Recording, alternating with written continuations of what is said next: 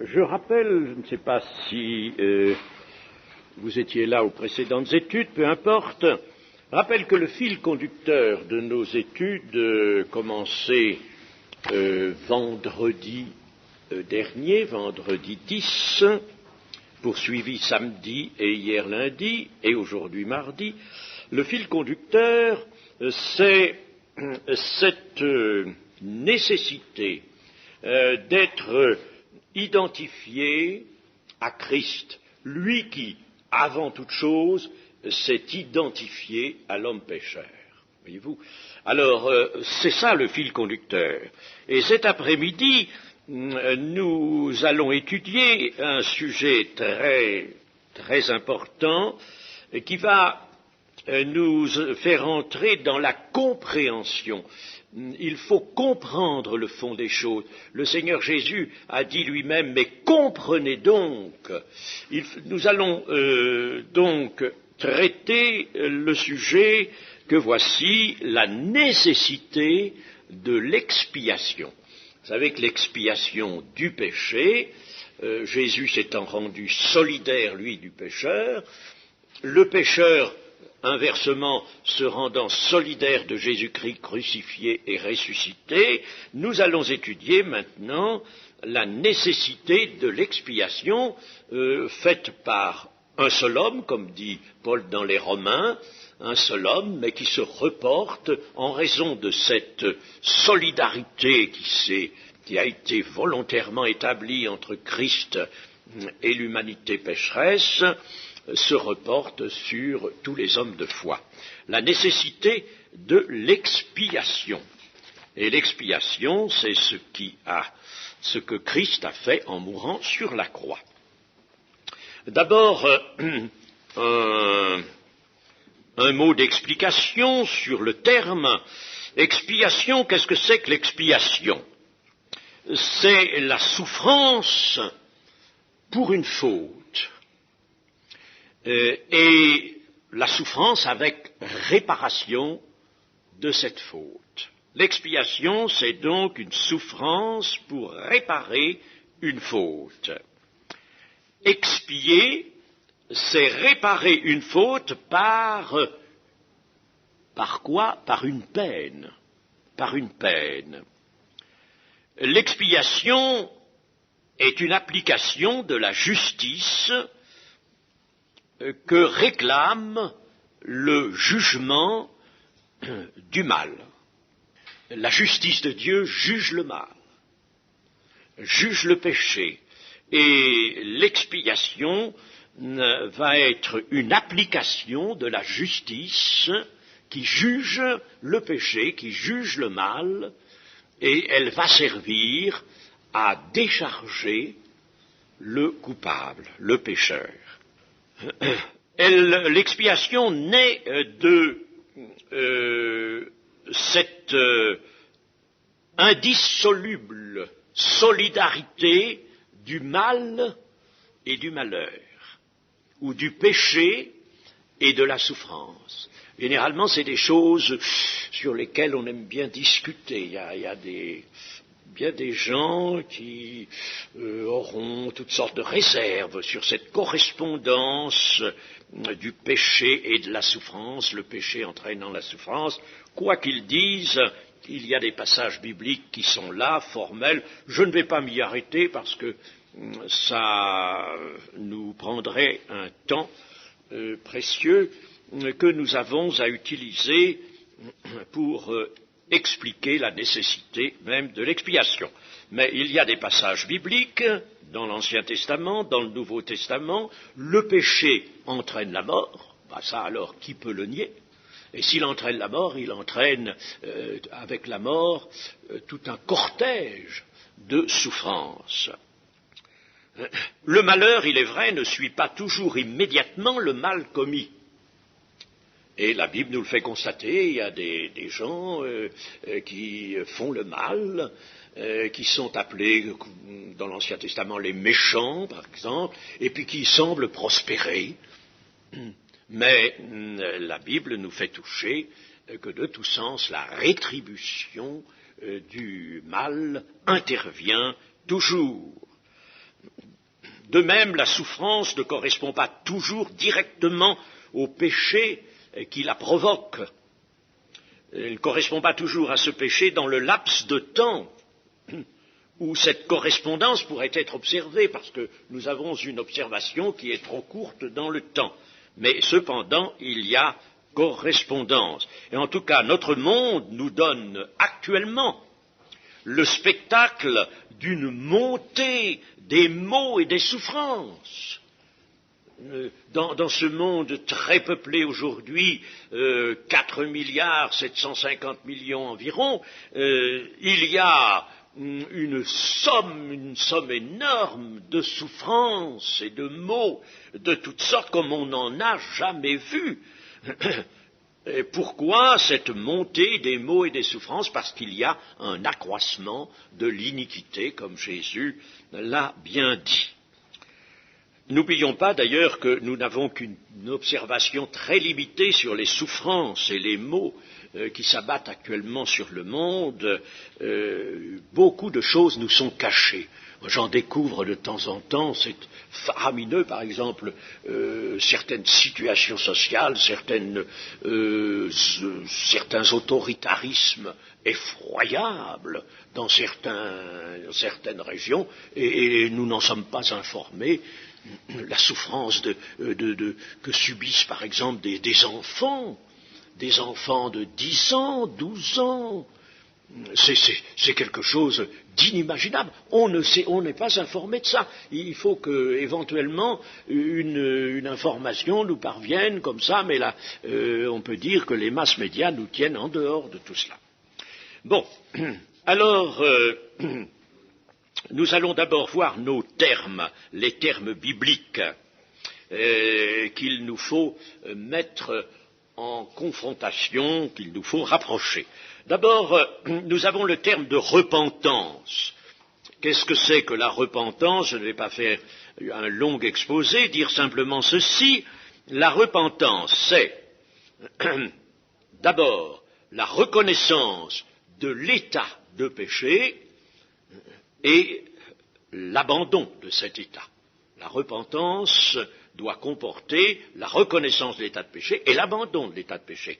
Et puis enfin, la repentance comporte aussi l'aspiration à une vie nouvelle et même l'entrée dans cette vie nouvelle. Voilà ce qu'est la repentance. Il y a aussi ce mot d'expiation dont je viens de vous parler. Dans le dictionnaire, nous trouvons ceci: expiation, réparation pour un crime, exécution d'un condamné à mort.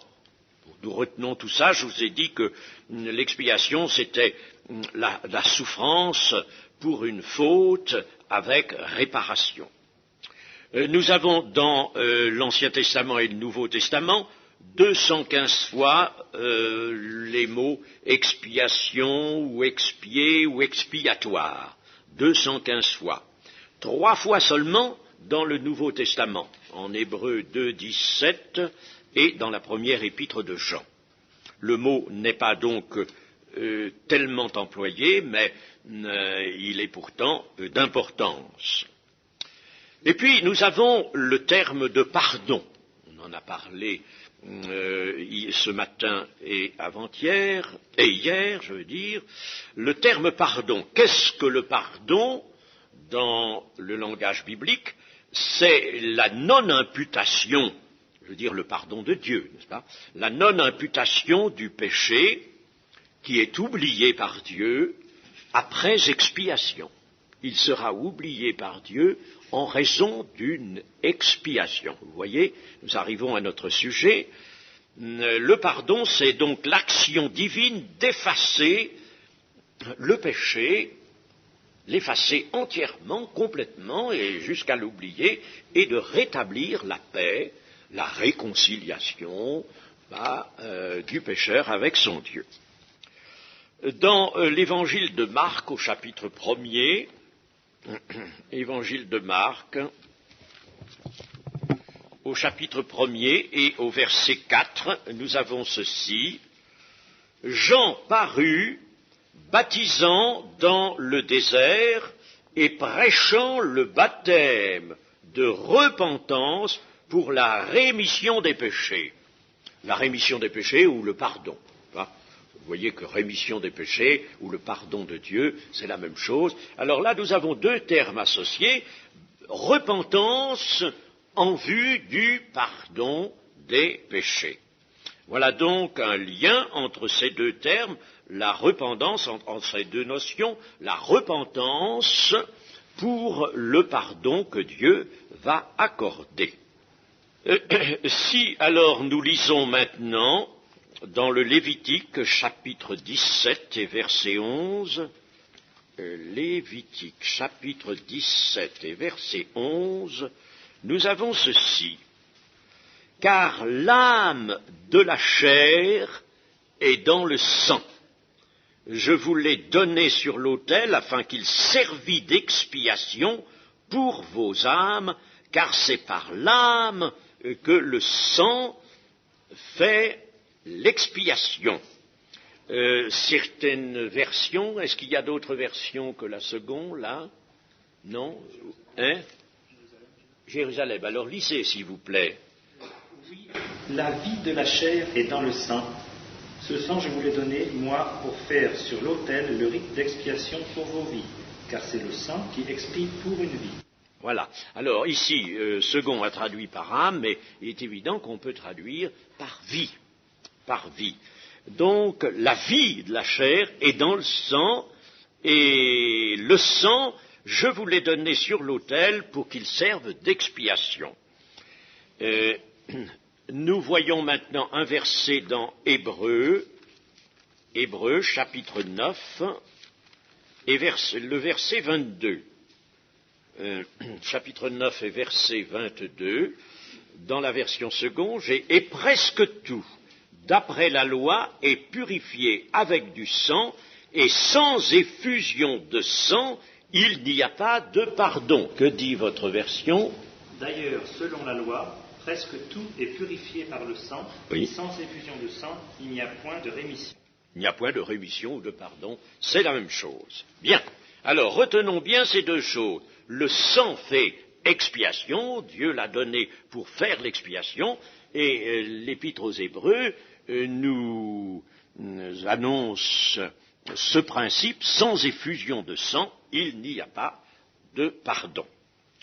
Et en bref, nous dirons que pour que la repentance de l'homme, repentance nécessaire, je vais vous dire pourquoi, pour que cette repentance de l'homme aboutisse au pardon de Dieu, lui procure le pardon de Dieu, il fallait une expiation. Je dis il fallait parce qu'elle est faite, évidemment, depuis le crucifixion du Seigneur Jésus. Il fallait une expiation par du sang répandu, mais sang répandu, c'est-à-dire une vie sacrifiée. Lorsqu'on répand le sang d'un être vivant, hein, on répand son sang, eh bien, on sacrifie sa vie.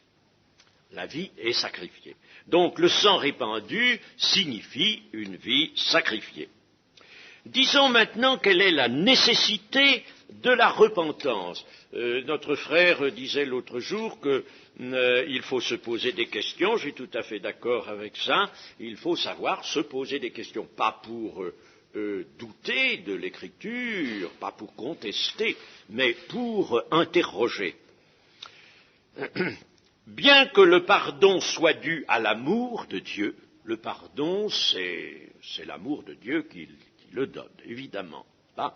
Mais l'amour de Dieu pourrait peut-être accorder le pardon sans aucune condition, sans demander la repentance. Mais non, l'amour divin n'a pas dans sa nature de tolérer le péché. Parce que l'amour, alors, serait en désaccord avec la justice de Dieu. L'amour ne tolère pas le péché. C'est pour ça que nous ne comprenons pas toujours l'amour de Dieu. Parce que l'amour des hommes arrive souvent à cela, à tolérer le mal, la faute, à tolérer le péché. Eh bien non, l'amour de Dieu ne peut pas le tolérer. L'amour, que va-t-il faire? Il va différer la sanction. Il va patienter, mais il va vouloir, et c'est bien dans sa ligne, c'est bien dans son action bienfaisante, l'amour va vouloir la repentance du coupable. Et en voulant la repentance du coupable, il va s'assurer que ce coupable a lui-même bien compris l'abomination du péché. Il va s'assurer que le coupable déplore son péché, le rejette et qu'il veut changer de voie. Voyez-vous, un enfant qu'on veut bien éduquer quand il a fait une sottise, enfin quelque chose qui est une faute, appelons-la faute pour lui, eh bien, ses parents, s'ils savent l'éduquer, voudront lui faire comprendre que ce qu'il a fait, son acte, est mauvais, est une faute, qu'il ne faut pas recommencer cela, et qu'on lui pardonne, ses parents lui pardonnent par amour, mais lui demandent quand même de reconnaître et de regretter même ce qu'il a fait. En abandonnant, supposez que Dieu abandonne la repentance, eh bien, son amour tomberait dans la tolérance. Voyez-vous, comme ce serait mauvais. Tomberait dans la tolérance. Et si l'amour tombait dans la tolérance du péché, il l'encouragerait. Il l'encouragerait, comme on fait avec un enfant, si on ne lui montre pas, si on ne l'éduque pas, en se servant de ses fautes, on ne lui fait pas comprendre, on encourage. C'est ce qui arrive, hélas, dans notre temps où les parents, nous le disions à midi, sont souvent absolument indifférents à l'égard de ce que font leurs enfants, laissent les choses aller, alors les enfants ne savent pas qu'ils font mal, n'ont pas réfléchi sur les conséquences de leurs erreurs et de leurs fautes, et alors celles-ci se trouvent multipliées. Les enfants sont encouragés à poursuivre leur manière de faire. Ainsi, l'amour de Dieu ne peut pas être indifférent à l'égard du retour des fautes et de la dégradation qu'elles engendrent. Donc le pardon de Dieu est bien gratuit, comme on l'affirme, bien sûr, il est gratuit, mais il n'est pas inconditionnel. Il est gratuit, mais non pas inconditionnel. Là, souvent, on se trompe. S'il en était ainsi, s'il était inconditionnel, il accroîtrait l'empire du mal. Vous voyez, comme Dieu ne peut pas ne pas mettre cette condition de la repentance. Il est gratuit, l'homme ne peut pas, lui, se redresser lui-même. Il est évident que le pardon de Dieu est gratuit, mais non pas inconditionnel. Dans Exode, chapitre 34 et verset 7, nous avons un principe que nous allons revoir maintenant, chapitre 34, verset 7. Là, c'est l'Éternel qui passe devant Moïse, vous savez, et il faudrait lire au verset 6, « Et l'Éternel passa devant lui et s'écria, l'Éternel, l'Éternel, Dieu miséricordieux et compatissant, lent à la colère, riche en bonté et en fidélité, qui conserve son amour jusqu'à 1000 générations, qui pardonne l'iniquité, la rébellion et le péché, mais qui ne tient point le coupable pour innocent. » Voyez-vous, Dieu pardonne, il pardonne, mais ne tient point le coupable pour innocent, et qui punit l'iniquité des pères sur les enfants et sur les enfants des enfants, jusqu'à la 3e et la 4e génération. Alors, nous ne conservons de ce verset que ce principe, Dieu ne tient pas le coupable pour innocent. Il ne le peut pas, étant donné que sa justice ne peut pas faire cela. Sa justice est le grand ordre qui supporte l'état de perfection, qui supporte le règne de Dieu dans tout l'univers. Alors, de ce principe que Dieu ne tient pas le coupable pour innocent, vient la nécessité de l'expiation. Pour que le coupable soit innocenté, il ne peut pas l'être selon le principe de la justice, alors il faut que quelque chose intervienne, et c'est l'expiation qui va permettre que le coupable soit innocenté. Il ne peut pas être tenu pour innocent, mais il va être innocenté en raison de l'expiation. Par la repentance, l'homme donc doit avoir compris la gravité du péché. Mais posons cette question, est-il délivré de la puissance du péché? Est-il délivré de cette puissance? Absolument pas. Il n'est pas délivré si quelque chose n'intervient pas. Une autre question. Y a-t-il réparation des conséquences du péché par la repentance? Absolument pas. La repentance est nécessaire, nous l'avons vu, mais elle n'apporte pas la réparation des conséquences du péché. Encore une autre question, la justice de Dieu, et ce grand ordre, je viens de le dire, ce grand ordre universel, est-elle satisfaite, est-elle éteinte par la repentance? Non, la repentance ne peut pas faire cela. Elle est nécessaire pour le pécheur, mais elle ne peut pas faire toutes ces choses, elle ne peut pas réparer, elle ne peut pas satisfaire la justice. Un criminel, par exemple, peut-il échapper à la sanction du juge ou du tribunal par le seul fait de sa repentance? Supposez qu'à la barre du tribunal, ils disent, écoutez, très sincèrement, je me repens, je m'humilie, j'ai péché, j'ai fait mal, je regrette. Bon, ce sera quelque chose de favorable, hein, mais le juge lui dira, voilà, vous êtes condamné à ça, il y aura une condamnation. Cependant, le péché, qui est une insoumission, une révolte contre Dieu, contre sa justice, est une cause de mal, une cause de désordre. Et il appelle une réparation qui ne peut être, devant la justice de Dieu, que la mort. Vous avez remarqué que dans l'Ancien Testament, dans le Lévitique, eh bien, il n'y avait pas de sanction de prison. On ne met pas les gens en prison.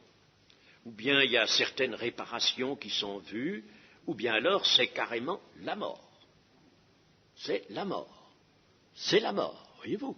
Il n'y a en somme qu'une seule sanction, c'est la mort. Eh bien, devant la justice de Dieu, c'est la mort. Parce que celui qui est coupable devant la justice de Dieu, celui qui a transgressé les lois de la justice, a transgressé les lois de la vie, le support de la vie. Et la justice de Dieu, qui maintient un état de perfection, est obligée de supprimer cet être qui a lésé le grand ordre, la justice de Dieu. Donc l'amour de Dieu qui pardonne, c'est bien, mais l'amour de Dieu qui pardonne ne peut pas écarter la mort. Il ne peut pas écarter la mort. L'amour et la justice sont inséparables. N'oublions pas cela. Psaume 89, verset 15. Le psaume 89 et verset 15. La justice et l'équité sont la base de ton trône. La bonté et la fidélité sont devant ta face. Et je vais vous lire autrement, je ne sais pas comment sont les autres versions, mais je vais vous expliquer un peu ce verset. La justice et l'équité sont la base de ton trône, c'est-à-dire le fondement du règne de Dieu. Et vous comprenez que dès qu'il y a atteinte à la justice ou à l'équité, le trône de Dieu est ébranlé, et il y a une conséquence qui est intolérable, parce que la justice de Dieu est parfaite, et elle maintient un état de perfection. Voilà. Et puis ensuite, la bonté et la fidélité sont devant ta face. Savez-vous comment on pourrait traduire ces deux termes plus valablement? La grâce et la vérité qui sont venus par Jésus-Christ. La grâce et la vérité sont devant ta face. Voilà. N'est-ce pas? La justice et l'équité, donc, sont la base de ton trône. Alors là, pas question que la justice tolère quoi que ce soit. Pas question de la faire fléchir. Impossible. Ce serait ébranler le trône de Dieu.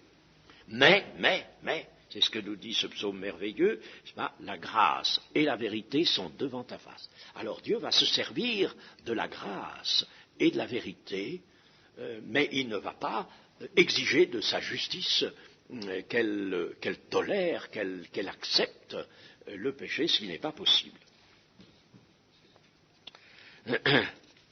La justice supporte donc l'existence de tout ce que Dieu a créé. Elle est inflexible, elle est inviolable, elle est éternelle, elle est sacrée. La justice de Dieu est éternelle. Ce n'est pas une justice répressive dans l'éternité. C'est une justice, je vous dis, qui maintient l'ordre, le grand ordre de l'éternité, de la perfection. Elle rejette celui qui la méconnaît, elle le rejette de la vie. Par conséquent, c'est la mort. Et c'est bien en raison de cela que le Seigneur Jésus nous a parlé comme voici, dans Jean 12, 47. Si quelqu'un entend mes paroles et ne les garde point, ce n'est pas moi qui le juge, car je suis venu non pour juger le monde, mais pour sauver le monde. Celui qui me rejette et qui ne reçoit pas mes paroles, alors celui qui ne reçoit pas mes paroles, c'est-à-dire qui ne veut pas se conformer aux paroles de Dieu, qui sont les paroles de la justice de Dieu. Alors, celui qui me rejette et qui ne reçoit pas mes paroles, à son juge, la parole que j'ai annoncée, c'est elle qui le jugera au dernier jour. Autrement dit, la parole de justice, comme elle est aussi appelée, c'est elle qui le jugera. La justice le jugera.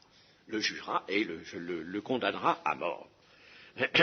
Alors maintenant, nous allons voir comment la justice peut être satisfaite afin que le coupable ne meure pas. Et c'est ce qui nous arrive dans l'expérience du salut. Nous ne mourrons pas. Nous sommes passés de la mort à la vie, nous dit le Seigneur. Il va y avoir donc deux actes de Dieu simultanés, deux actes de Dieu pour le salut des hommes. Le premier sera de pardonner, le second de satisfaire sa justice. Pardonner et satisfaire sa justice. Pour satisfaire la justice, le moyen, je l'ai dit, mais je le répète, devrait être la mort du pécheur que Dieu aime. Ah, voilà, Dieu aime le pécheur, mais pour satisfaire la justice, il faudrait le faire mourir. Alors, il est aimé, ce pécheur, il est aimé, mais il est coupable. Et la justice ne peut que le rejeter. Alors nous allons voir un exemple frappant de cela. Je ne vais pas vous le lire dans l'Ancien Testament, c'est dans Daniel chapitre 6, dans les versets 14 par là. Dans ce chapitre, nous voyons un roi de Babylone, le roi Darius,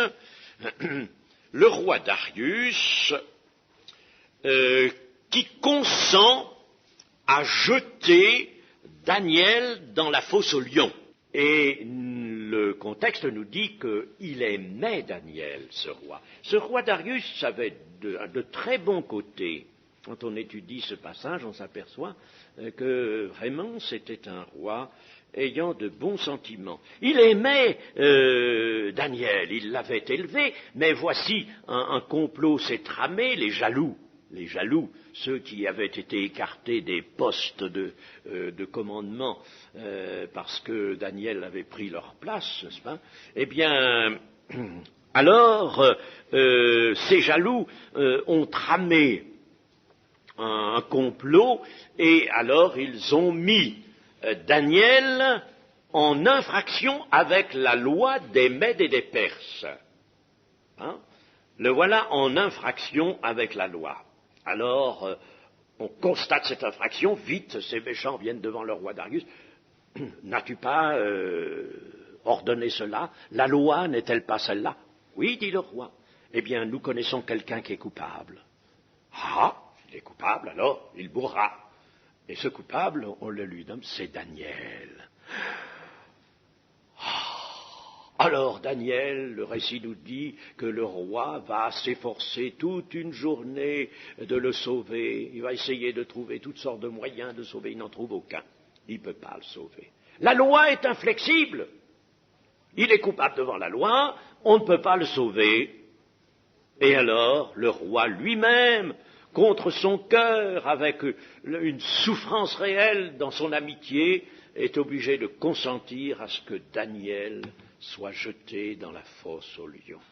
Voyez-vous, lui, le roi Darius, n'a pas les ressources de Dieu, n'est-ce pas? Mais à la place du roi Darius, mettez Dieu. Dieu, lui, va trouver un moyen de sauver le coupable aimé. Mais enfin, là, nous avons un exemple qui est très intéressant, vous voyez, n'est-ce pas? Daniel est aimé du roi, et cependant, il est coupable, alors la loi le condamne, il faut le jeter, il faut le faire mourir, jeter. Mais c'est Dieu qui intervient pour le sauver, vous savez comment, n'est-ce pas? Au petit matin, le roi Darius, qui n'a pas dormi de la nuit, vient là vraiment désolé, effondré, et puis tout doucement devant la fosse, là, Daniel, ton Dieu que tu sers, a-t-il pu te sauver de la gueule des lions? Tout à coup, il entend « Ô roi, vis éternellement !» Daniel est là, vivant. Bon, mais le roi, vous voyez, Darius, n'avait pas les ressources d'un autre roi qui est beaucoup plus haut que lui, le Dieu. Pour conserver la vie au coupable, donc, il n'y aura qu'une seule possibilité. Et c'est cette possibilité que Dieu, lui, va trouver.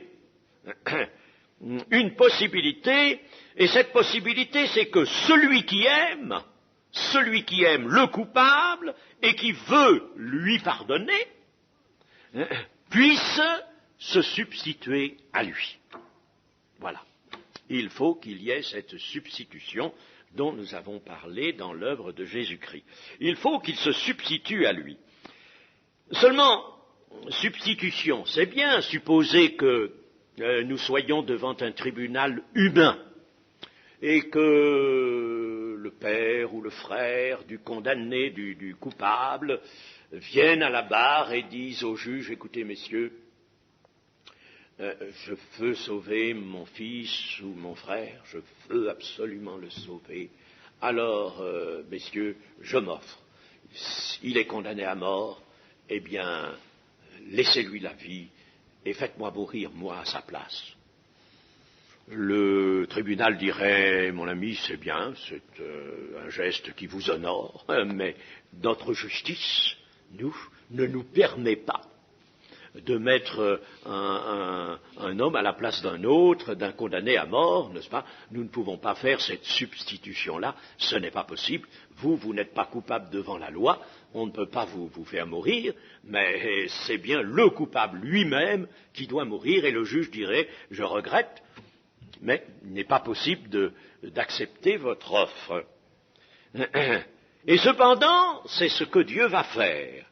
Mais Dieu va pouvoir le faire parce qu'il va introduire une condition qui ne peut guère se présenter devant un tribunal humain. Cette condition va être qu'il y aura transmission de la faute du coupable à celui qui prend sa place devant la juste sanction.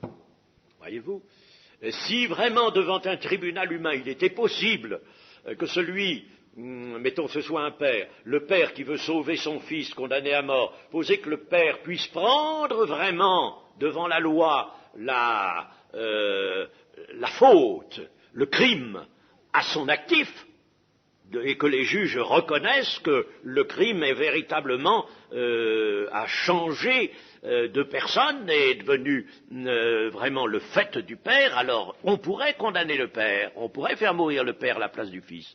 Mais ça ne peut pas se faire humainement, mais ça va se faire dans les voies de Dieu. Si Dieu entend pardonner au pécheur selon son amour, s'il veut le sauver de la mort, il lui faudra donc prendre le péché du pécheur, du coupable, à son actif, comme s'il en était l'auteur. Vous voyez, Dieu devra prendre donc le péché, je dis bien Dieu, devra prendre le péché à son actif, comme si lui, le saint, lui 3 fois saint, comme s'il en était l'auteur. Et deuxièmement, il faudra qu'il meure vraiment à sa place, l'expiation étant dans le sang répandu, c'est-à-dire dans le sacrifice d'une vie. Alors donc, pour que Dieu arrive à ses fins, selon son amour, de sauver le coupable, bien que le coupable ne puisse pas, devant sa justice, être tenu pour innocent, eh bien il faudra que Dieu trouve le moyen de se charger lui-même du péché de l'homme coupable, et puis mourir à sa place. Alors, à quelles conditions cette opération, cette substitution est-elle possible? Eh bien, en analysant les choses, j'ai trouvé 7 conditions. Je vais vous les énumérer. 7 conditions qui correspondent toutes à des citations, bien entendu, de la Bible. Alors, la première condition de la substitution est celle-ci. Nous avons dit que Dieu devrait prendre le péché à son actif, comme s'il en était l'auteur. Mais Dieu ne peut pas mourir, allons. Dieu est éternel. C'est sa nature d'être éternel. Puis si Dieu mourait, alors il n'y aurait plus de monde, il n'y aurait plus rien du tout, il n'y aurait plus que le néant. Voyez-vous? Enfin, il ne faut pas oublier que le monde tient parce que Dieu est vivant. Hein, attention, nous avons cette affirmation-là, particulièrement dans les Colossiens. Je soulignais je crois hier, que toutes choses ont été créées en Christ, pour Christ et par Christ. En lui, toutes choses subsistent en lui. C'est-à-dire que si lui disparaît, tout disparaît. Alors, donc, Dieu ne peut pas mourir. Et alors, pour arriver tout de même à prendre le péché du coupable et en être l'auteur, comme s'il en était l'auteur, il faudra que Dieu trouve un autre que lui-même. Un autre devra pouvoir le faire. Et quel autre? Il faut que cet autre soit une créature. Parce qu'il n'y a qu'une créature qui peut mourir. Dieu ne pouvant pas mourir, il n'y a qu'une créature qui peut mourir. Alors, il faudra que Dieu, donc, découvre une créature et qui se chargera valablement du péché du coupable, et comme s'il en était l'auteur. Bien. Alors, voilà la première condition, elle est importante. La seconde condition, il faudra que cette créature que Dieu choisira, que Dieu prendra,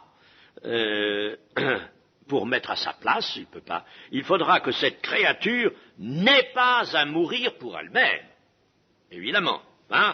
Il faudra donc qu'elle soit sainte et sans péché, parce que, revenons au tribunal humain, supposez que le père qui veut sauver son fils dise, écoutez, faites-moi mourir à la place de mon fils, et que le juge lui dise, mais mon ami, vous êtes vous-même passible de la mort. Comment voulez-vous porter vous allez mourir pour votre propre faute à vous, et votre fils mourra pour la sienne, mais vous ne pouvez pas mourir à sa place en admettant qu'on puisse le faire, vous ne le pouvez pas parce que vous êtes déjà passible de mort, vous, pour ce que vous avez fait vous-même. Bon, alors il faut donc une créature qui n'ait aucune responsabilité devant la justice de Dieu, une créature sainte et sans péché. Voilà la seconde condition. La troisième condition, il faut que cette créature qui va faire la substitution, n'est-ce pas, vous me suivez bien, il faudra qu'elle appartienne à la communauté qui est à sauver, parce qu'il ne s'agit pas de sauver un seul coupable, il s'agit de sauver toute une race de coupables, toute l'espèce humaine. Alors il faudra qu'elle appartienne à la communauté à sauver, le coupable étant une multitude. et une multitude solidaire. La question de solidarité intervient là, n'est-ce pas? Nous sommes solidaires les uns des autres, indépendamment du corps de Christ où nous sommes membres les uns des autres. Il y a dans l'espèce humaine une solidarité qui est à étudier sur un autre plan, mais elle existe, cette solidarité-là. Et alors, là, la Bible répond et nous dit que le Christ, Jésus, a participé lui-même à la chair et au sang. Et il nous est dit que les enfants, et ce sont les hommes qui sont appelés ainsi dans l'Épître aux Hébreux, puisque les enfants participent à la chair au sang, il y a lui-même participé. Et il ne rend pas service, vient pas rendre service à des anges, c'est-à-dire à des créatures en dehors de l'humanité, il vient rendre service à la postérité d'Abraham, c'est-à-dire à une multitude d'hommes. Pourquoi la postérité d'Abraham? C'est pour montrer qu'il s'agira des croyants. Il s'agira d'hommes de foi. Voilà, nous sommes donc à la troisième condition, il faut que le coupable appartienne à la communauté. Quatrième condition, il faut que la créature qui va faire la substitution affronte victorieusement les assauts du mal. Le mal, lui, il va entrer dans la communauté, cette créature. Elle va se présenter dans la communauté, il va avoir part à la chair et au sang d'Adam et d'Ève. Bon, alors là, elle va nécessairement rencontrer les tentations et toutes les séductions, n'est-ce pas, que nous subissons nous-mêmes, et il faut qu'elle puisse y résister. La cinquième condition, il faut que cette créature, appelée à se substituer, se charge valablement devant la justice de Dieu de la culpabilité des coupables. Et cela est vu dans la Bible. Je vais vous lire par exemple dans Ésaïe 53, je ne vous ai pas lu les autres références parce que nous n'en avons pas beaucoup le temps, mais dans Ésaïe 53, versets 11 à 12, « À cause du travail de son âme, il rassasiera ses regards. Par sa connaissance, mon serviteur juste justifiera beaucoup d'hommes. » La cinquième condition de la substitution, c'est que la créature qui va opérer cette substitution meurt pour expier le péché des coupables qui est devenu le sien. Il est devenu le sien. Là aussi, nous avons des passages bibliques qui nous montrent que cette condition rentre bien dans la mission de Jésus. Septième condition, il faut enfin que cette créature qui va faire la substitution dispose de la puissance d'affranchir les coupables par sa mort. Ce n'est pas tout seulement de payer leurs dettes, de porter les péchés et de subir la sanction de mort à la place du ou des coupables, mais encore est-il qu'il faut que les coupables puissent ne pas recommencer. Et il faut que de cette mort expiatoire provienne une puissance d'affranchissement des coupables. Vous voyez, il fallait que tout ça, toutes ces 7 conditions soient réunies pour que le plan de Dieu de sauver les hommes par son Christ, son Fils, devenant homme, la parole de Dieu faite chair, il fallait que ces 7 conditions soient réunies. Elles le sont. J'ai noté toutes les références, enfin, pas absolument toutes, j'ai noté pour chacune des conditions au moins une référence qui correspond. Par exemple, l'année dernière, nous avons étudié le livre de Ruth, et nous avons vu dans le livre de Ruth qu'il y a un certain personnage qui a le droit de rachat. sur l'héritage d'Elimelech, je crois qu'il s'appelle, oui, le mari de Naomi, n'est-ce pas? Il a donc le droit seulement, voilà, quand on lui dit, mais il faudra que tu épouses Ruth, si tu rachètes la part d'Elimelech, tu devras aussi épouser Ruth, qui est la femme du fils d'Elimelech, mais également défunt. Il faudra que tu épouses Ruth. Ah, alors celui qui a le droit de rachat dit, je ne puis, car j'ai déjà un héritage, et un héritage à conserver, je ne puis pas me lier, n'est-ce pas, abandonner un héritage pour me lier. Et alors, Boaz, qui a le droit de rachat en second, après lui, après cet homme qui n'est pas nommé, et c'est volontairement qu'il n'est pas nommé, alors Boaz va dire, bon, ben alors si tu ne rachètes pas, moi je rachète, et j'épouse Ruth. J'épouse Ruth, voyez-vous. Et là, nous avons exactement l'image de ce qui s'est passé. Dieu le Père ne peut pas, ce n'est pas tout à fait peut-être, si, il y a tout de même un peu de la raison incluse dans le récit de Ruth, il y a cette raison-là. Il est évident que Dieu le Père a un héritage considérable. D'ailleurs, il a le monde, il soutient le monde, et il ne peut pas, lui, aller seulement, personnellement, si vous voulez, n'est-ce pas, au salut pour voir lui-même personnellement au salut de l'homme, opérer lui-même. Alors il envoie son fils. Et c'est son fils qui va devenir la créature capable de mourir. Et elle va entrer dans une chair semblable à celle du péché, c'est-à-dire une chair mortelle, sans commettre de péché. Rester, garder la sainteté de Dieu, mais entrer dans cette chair qui est mortelle. Alors voilà une créature qui peut mourir, et qui va rester sainte et sans péché. Voilà une créature qui appartient à la communauté à sauver. En effet, il est bien souligné dans la Bible que le Christ est venu comme un simple homme. Il a été fait chair, il a participé à la chair et au sang. Tout ça est bien souligné dans la Bible. Donc il appartient à la communauté à sauver. Et comme je l'ai montré dans les études précédentes, il s'est identifié avec, non pas l'humanité simplement, mais, si vous voulez, l'humanité pécheresse.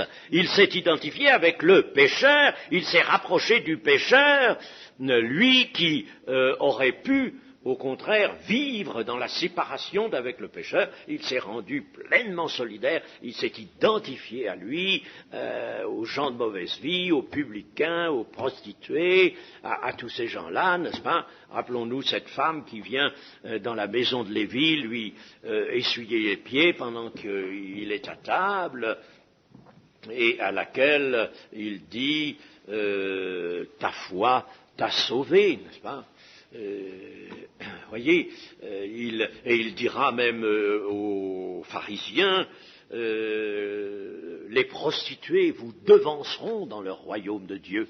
Il montrera que tous ceux qui ont cédé à l'appel, à la repentance, ceux-là seront sauvés, et non pas ceux qui se croient justes et qui ferment leur cœur. Donc, le Christ est bien cette créature humaine qui est venue et qui a pris part à la communauté, qui a affronté victorieusement les assauts du mal. Il a été tenté par le diable au cours de son ministère. Il a encore été tenté, on ne le voit pas très bien, mais si on médite les 4 évangiles, on s'aperçoit que le diable a encore fait des tentatives au cours des 3 ans de ministère. Et puis enfin, à Gethsémanée, là, il a mis la grande charge, n'est-ce pas? Il a fait venir toute la puissance des ténèbres dont il est maître, les puissances des ténèbres pour harceler Jésus. Dans quel but? Dans le but de le faire tomber. Et c'est là la dernière grande lutte, la dernière grande victoire sur le péché du Seigneur. Elle est soulignée dans Hébreux 5, avec cris, avec larmes. Il a lutté et supplié celui qui pouvait le sauver de la mort éternelle. Il n'a pas été sauvé de la mort physique, de la mort éternelle. Donc il a vraiment affronté victorieusement les assauts du mal. Il s'est chargé valablement devant la justice de Dieu de la culpabilité des hommes. Il s'en est chargé, il a été fait malédiction pour nous, et tous les péchés ont été mis à son compte. Mais véritablement, ça n'a pas été un jeu, ça n'a pas été quelque chose de théorique, ça a été réel. Il a réellement été chargé des péchés des hommes. Et puis alors il meurt pour expier le péché des coupables qui est devenu le sien. Il meurt devenant en somme le seul pécheur de l'humanité. Le seul pécheur. Il a pris tous les péchés. Même des gens les plus durs, les plus hostiles à Dieu, les athées et tous les gens qui luttent contre Dieu, il a pris leurs péchés. Et ces gens-là seront condamnés et mourront par le fait qu'ils ont rejeté la parole de Christ et qu'ils n'ont pas cru. En quelque sorte, ils ne sont pas condamnés pour leur péché qui a été porté valablement, ils sont condamnés pour n'avoir pas cru, comme je l'ai lu tout à l'heure dans Jean. Et puis enfin, le Seigneur a vraiment mis en action une puissance de sa mort est provenue une puissance d'affranchissement des coupables, ce qu'il se plaît lui-même, bien sûr, à souligner. Voyez, voilà ce qu'il dit dans Jean. Vous connaîtrez la vérité vous affranchira. Ils lui répondirent, nous sommes la postérité d'Abraham et nous ne fûmes jamais esclaves de personne. Comment dis-tu, vous deviendrez libres? En vérité, je vous le dis, leur répliqua Jésus, quiconque se livre au péché est esclave du péché. Or l'esclave ne demeure pas toujours dans la maison, le Fils y demeure toujours. Si donc le Fils vous affranchit, vous serez réellement libres. Vous voyez qu'il y a une puissance d'affranchissement qui est alliée à l'œuvre d'expiation du péché des hommes. Voilà, je pense que nous avons fait un peu le tour de cette question, la nécessité de l'expiation. Voyez que Dieu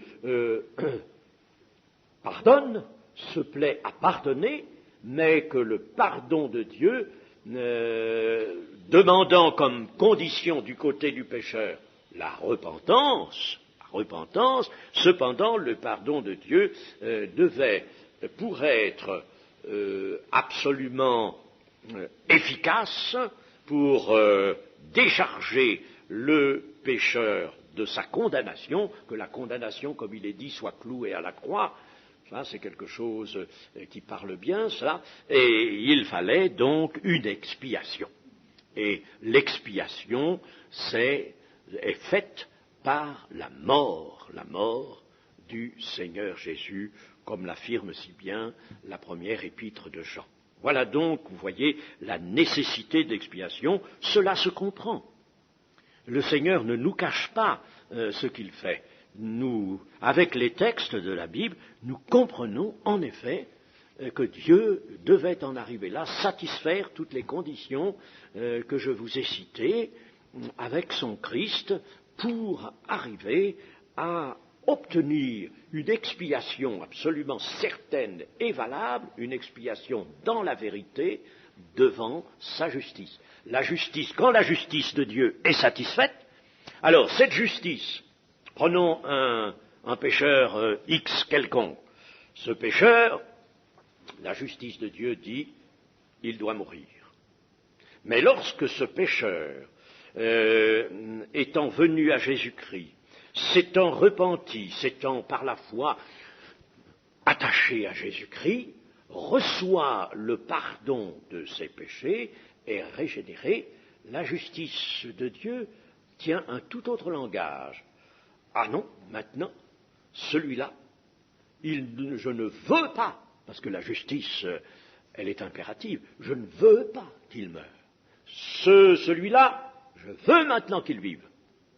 Je veux qu'il vive. Donc, nous étions condamnés par un arrêt de la justice de Dieu, et nous vivons par un autre arrêt de la justice de Dieu. Entre-temps, l'expiation, le fruit de l'expiation, s'est reporté sur nous, et nous sommes vus devant la justice de Dieu comme absolument, comme l'innocent, innocenté devant la justice de Dieu. C'est magnifique. Mais il faut comprendre, n'est-ce pas, toute cette œuvre, vous voyez, puisque Dieu nous l'a fait comprendre, il est nécessaire de la comprendre. Jusque-là, peut-être, nous avons gentiment et avec une bonne foi, la foi qu'il faut, répéter ces choses, et nous en avons obtenu une assurance, mais il est bon de comprendre comment Dieu a agi et ce qui s'imposait à Dieu pour que, valablement, il nous apporte, il nous fasse don d'une expiation. Quand il nous fait don de son Fils, comme victime expiatoire, il nous fait don de l'expiation pour nous faire don de son pardon. Amen. Oui, Seigneur, notre Dieu, notre bon Père céleste, nous te bénissons pour cette magnifique démonstration de ton amour. Ton amour, là, s'est montré dans toute sa force, dans toute sa réalité, dans le don que tu nous as fait de Jésus comme victime expiatoire. Ô notre Dieu, notre Père, notre péché a été expié, c'est ce que nous avons saisi par la foi, mais nous voulons d'autant plus le saisir maintenant que nous comprenons à travers ta parole ce qu'a été ton plan, ton dessein, comment l'œuvre du salut a été construite selon les lois de ta justice, ô notre Dieu, notre Père. Et maintenant, nous t'apportons la profonde reconnaissance de nos cœurs dans le nom de Jésus. Amen.